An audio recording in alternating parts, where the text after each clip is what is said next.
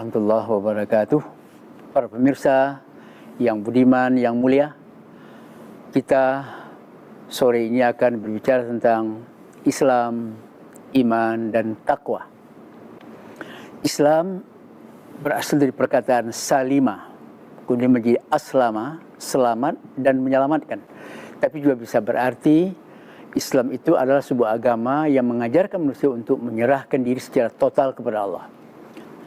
Kalau kita menyerahkan diri kepada Allah, itu tidak berarti untuk kepentingan Allah. Tuhan tidak memerlukan, tapi untuk kepentingan kita, untuk kepentingan manusia.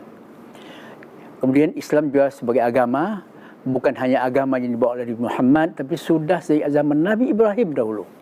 Itu juga sudah memakai nama Islam itu. Kemudian ada iman. Iman itu artinya kepercayaan, keyakinan. Keyakinan ada sesuatu kepada Allah, keyakinan kepada malaikat, kepada hari akhirat. Ada sesuatu yang tidak dapat dijangkau oleh kemampuan intelektual manusia yang dimiliki gaib. Itu kita harus beriman kepada itu. Begitu juga kita harus beriman kepada hari akhir. Hari akhir itu harinya bahwa dunia ini pada saatnya nanti akan hancur berantakan atau berubah, kita tidak tahu. Tapi beberapa miliar tahun kita tidak tahu. Jadi iman itu juga sangat penting ya bagi orang yang mau hidupnya itu tidak oleng ya, hidupnya tidak, agar hidup itu stabil, memerlukan iman itu. Walaupun sebagian orang dengan pilihan bebas, dengan kemauan bebas tidak beriman, itulah hak mereka. Tapi agama mengatakan kamu lebih baik beriman daripada tidak beriman. Kemudian ada takwa. Takwa itu salah satu istilah kunci dalam Al-Quran. Itu kira-kira terdapat itu 240-an dalam Al-Quran itu. Baik pada masa periode Mekah selama 13 tahun Nabi, kemudian di periode Madinah selama 10 tahun, ada macam-macam. Ada dalam bentuk kata benda, ada perintah, ada macam-macam. Umpama ittaqullah haqqa tuqatih, umpamanya. Bertakwalah kepada Allah dengan takwa yang sebenar-benarnya. Wala tamutunna illa wa antum muslimun. Jangan kamu mati kecuali dalam keadaan berserah diri. Jadi ayat ini kita mulai tadi, ya ayyuhalladzina amanu taqullaha haqqa tuqatih wa la tamutunna illa wa antum muslimun.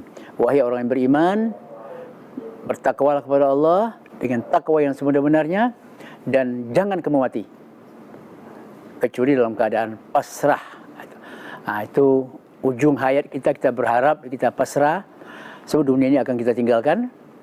Semua yang kita cintai kita tinggalkan. Anak, istri, harta, dunia, semua, pangkat akan kita tinggalkan, dan kita akan mengucapkan selamat tinggal kepada. Oleh sebab itu, kalau bisa, kata orangnya, kalau kita lahir, kalau manusia lahir itu menangis, tapi kalau mati itu orang lain yang menangis, itu artinya kita ada gunanya. Khalil Anwar pernah mengatakan, sekali berarti setelah itu mati. Jadi datang ke muka bumi ada arti. Arti bukan saja untuk dirinya, untuk keluarganya, tapi juga untuk masyarakat, untuk manusia yang lain. Manusia yang baik adalah manusia yang bermanfaat kepada manusia yang lain.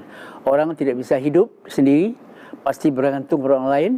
Oleh sebab itu ada ajaran sosial dari agama takwa itu hanya terasa fungsinya dalam kehidupan sosial, dalam kehidupan bermasyarakat. Tadi saya katakan bahwa antara Islam, iman dan takwa itu tidak bisa dipisahkan.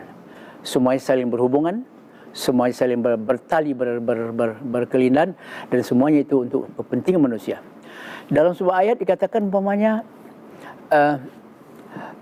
duribat alaihimul dhillah ainama thuqifu illa bihablin minallah wa hablin minan nas. Bencana atau malapetaka akan ditimpakan kepada manusia, kepada mereka, kecuali orang yang berpegang pada tali Allah dan tali manusia. Tali Allah itu artinya agama Allah. Ada dengan Allah kita melakukan hubung menaik atau vertikal, dengan sesama manusia hubung horizontal. Dan kedua hubungan ini itu saling mendukung. Dan kalau orang rusak hubungan sesama manusia, itu berarti hubungan dengan Allah juga rusak. Kalau baik hubungan dengan Allah, itu pasti dijamin bahwa hubungannya dengan manusia pasti baik. Kita tidak bisa berbohong dalam soal ini. Dan kita umat manusia harus terus-menerus belajar. Walaupun sudah berumur, terus belajar. Ya, jangan sampai kita mentang-mentang sudah tua itu tidak belajar. Tidak. Konsep belajar dalam Islam itu adalah belajar seumur hidup. Long life education, ya, belajar seumur hidup dan tidak boleh berhenti. Agama mengatakan bahwa jawablah panggilan Allah dan panggilan Rasulnya apabila Rasul itu memanggilmu untuk apa? Lima yuhyikum, untuk memberikan hidup, agar apa? Untuk menghidupkan ruhmu. Jadi otak harus hidup, hati harus hidup, tangan harus hidup, agar manusia itu menjadi manusia yang hampir sempurna. Yang sempurna tidak mungkin. Ada istilah dalam tasawuf nama insan kamil. Manusia sempurna itu idealnya, tapi tidak akan pernah sampai kita pada posisi itu. Assalamualaikum warahmatullahi wabarakatuh.